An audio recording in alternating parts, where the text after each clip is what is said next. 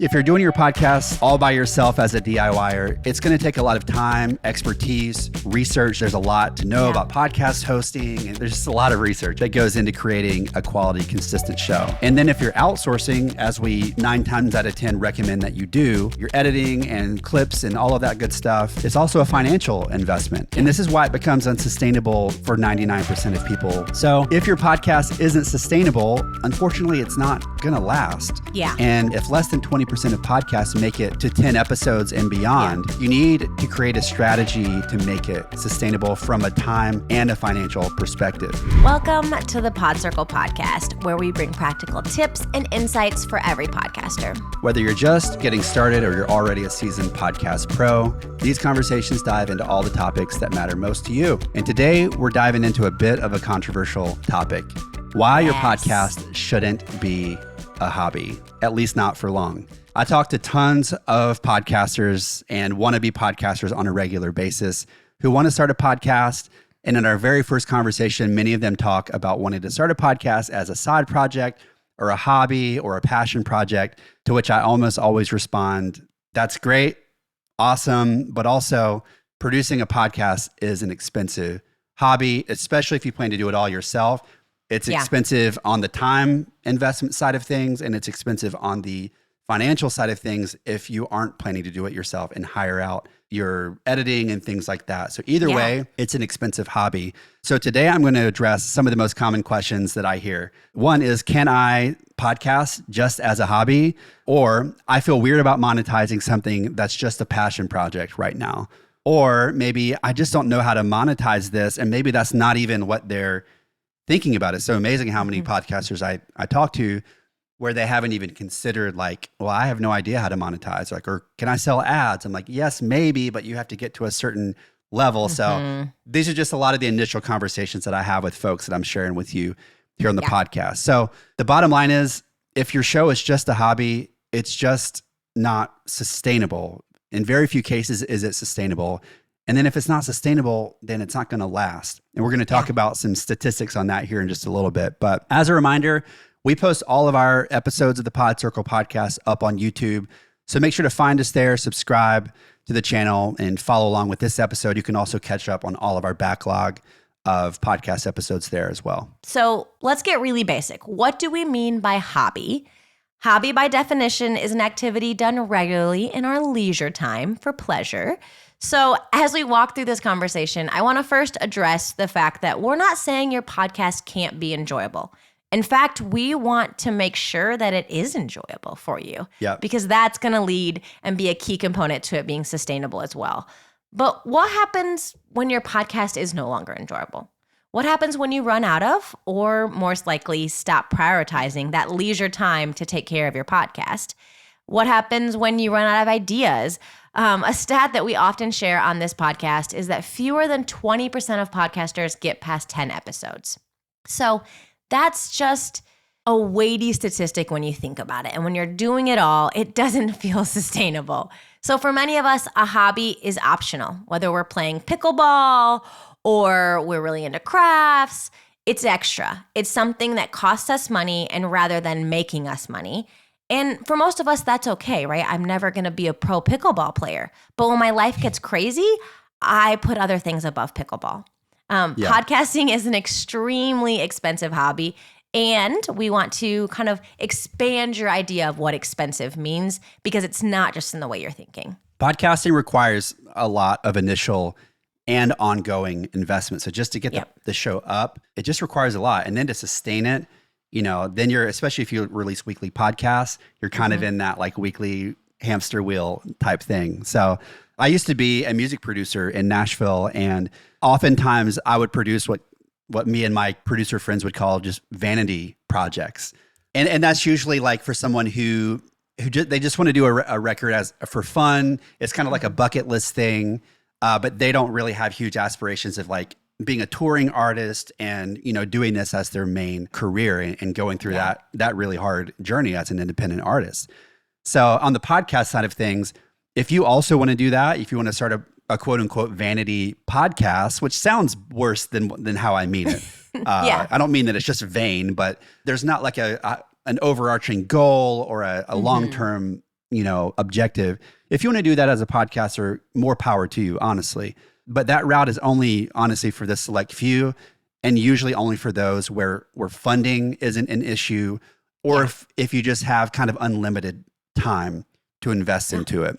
It's a big financial and time investment to launch and sustain a quality podcast. So if you're doing your podcast all by yourself as a DIYer, it's going to take a lot of time, expertise, research. There's a lot, to know about podcast hosting. And there's just a lot of research, okay, that goes into creating a quality, consistent show.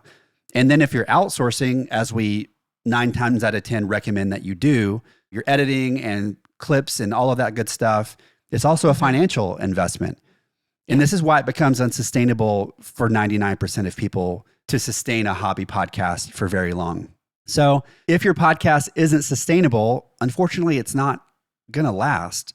Yeah. And returning to that idea of sustainability, if less than 20% of podcasts make it to 10 episodes and beyond, you need to create a strategy to make it sustainable from a time and a financial perspective. We find that most successful and happy podcasters who enjoy their show are those that have found a way to make it sustainable through efficiency and outsourcing. They let us do what we do best here at PodCircle so that they can get back to doing what they do best. Especially if you're a busy professional, you don't need to know how to edit audio, video, slice up Instagram reels, all of that. So it's just going to take too much of your time, I can promise you. So the moral of the story is that you probably can't afford to just be a hobbyist podcaster. You need to make a plan. You need to figure out a way to monetize it. And I don't just mean that by selling ads. We're going to talk about a couple of ways to monetize here. And we've recorded a whole podcast on it. So my advice is to get clear on your podcast goals and find a way to monetize from the very beginning. In episode 5 of the PodCircle podcast, we outlined 5 ways to monetize your podcast. But the one that we think is the most important and undervalued is just to bet on yourself and monetize yourself and market yourself. And when you use your podcast to provide value to your target market by demonstrating the value of your product or service, then your podcast becomes sustainable and energizing. You're going to keep showing up for it because it's moving the needle for your business or your nonprofit or whatever that is. Kind of those goals, again, starting with the end in mind. What are those goals of the podcast? You're moving the needle there. So why we do something matters. Passion is important, but it's only one part of the puzzle. As I think about this conversation, as I was hearing you talk, I know that you have led a lot of people through those initial stages to say, okay, I want to start a podcast. Here's what it is. And you start to just ask them, like, are there ways you could monetize? And you take them down the road a little bit. So if you've got an idea and you're not sure what to do next, but you know you want to do it and you want to take it from, you want to launch with goal and intention and strategy from the front end, reach out to us. We would absolutely love at PodCircle to help you figure out that strategy and feel sure of what the end goal is so that it can be sustainable. Because I honestly believe most ideas can be monetized and most ideas can be done in an effective and sustainable way. So that's just my encouragement. For our final point, I want to get ahead of one of the largest barriers that you and I see to having a successful and sustainable podcast. It's when someone's allergic to the idea of selling. So if that's you today, if you've been listening to this podcast and you kind of get like crawling in your skin, you don't want to sell, you don't want to ask, whether that be selling yourself, your business, or even a sponsored product or service, monetizing only feels gross if you're not providing value. And that's what I want you to hear today. I would honestly tell you the only time you need to feel afraid to sell is if you're not providing more value than you are asking in return. You have expertise. You are consistently showing up for your audience when you put out a show on a regular basis, and you're providing free, valuable resources that meet your target market where they are. They're listening to your podcast for a reason.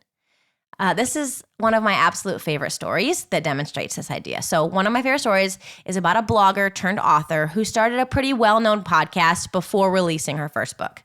So for 2 years, while she wrote her book, she showed up every week for her audience. She provided valuable insights, advice, and resources. She answered their biggest felt needs. So when it was time to sell her book, she got kind of nervous about asking them to buy. So she didn't really. She kind of mentioned it. She talked about the book process, but she just kind of didn't ask explicitly. So When her book launched, it didn't hit the New York Times bestseller in the first week, or the second week, or the third week after release. And from a publishing standpoint, if you don't hit it that first week, you're not going to hit it. So until she took to her podcast and shared how she had been nervous to ask them to buy her book explicitly. She shared that she'd long had a dream of becoming a New York Times bestselling author, and she was afraid that she'd missed her chance on this book because in the publishing industry, you kind of pad those numbers by getting pre-orders. And so she said this to her audience. And because she had been serving them, not asking them, for a very long time, they showed up. And on week 7, she hit the New York Times bestselling list. It's an unheard of feat. And then it continued to stay at the top of the chart for the next year. All because she continued to provide value again and again and wasn't seeing the ROI on it until she asked. And when she was asked, they were like, "We are ready to support you. We just didn't necessarily know how." So I just want to leave you with that of when you're providing value, asking doesn't feel gross. Selling isn't hard to do. It's actually easy to sell to someone who knows, likes, and trusts you. I think there's a lot of people in this space who are doing this really well and providing a ton of value and then being really clear about how you can engage with them. So the last thing is your podcast is bigger than you. I feel like I'm giving you a little bit of a pep talk. On the front end, Kyle was really shot straight with you. He gave you some truth, and now I'm going to lift you up with some encouragement. Your podcast is bigger than you. Podcasting can be a hobby. The practice of recording, editing, publishing, it has its challenges, but it can be fulfilling and it can be actually fun. We want you to create a show that's fun. But a podcast is meant for an audience. Otherwise, you'd simply record your episodes and keep them there for your own enjoyment and go back and listen to them occasionally. But distributing your work consistently and working on improving and growing and getting better and finding more ways to connect with your audience, it requires a certain amount of responsibility to outside forces. So as we said at the beginning, if your show is bigger than you, if you have that audience in mind, if you can get clear about your goals, your show is not just a hobby. If it is just a hobby, it won't be sustainable. And if it's not sustainable, it's not going to last. You either optimize your time, monetize, or do both. So the great thing is that we can help you. At PodCircle, we offer premium podcast services for busy professionals like you. We can assist you in every stage of your podcast, from ideation, launching, episode prep, pre-production, recording, audio, and video editing, copywriting, and even asset creation, so you don't have to think about any of it. Our team will do what we do best so you can get back to doing what you do best. You can schedule a free consultation call and click the link in the show notes or email Kyle at podcircle.com. We would love to help you take your idea and get it out into the world in a sustainable way. Thanks for tuning in to this week's episode of the PodCircle podcast. If you're ready to launch a podcast, let us go to work for you here at PodCircle. All these things that Mackenzie just mentioned are things that we do every day for our clients. Make sure that you subscribe to the show wherever you listen to podcasts.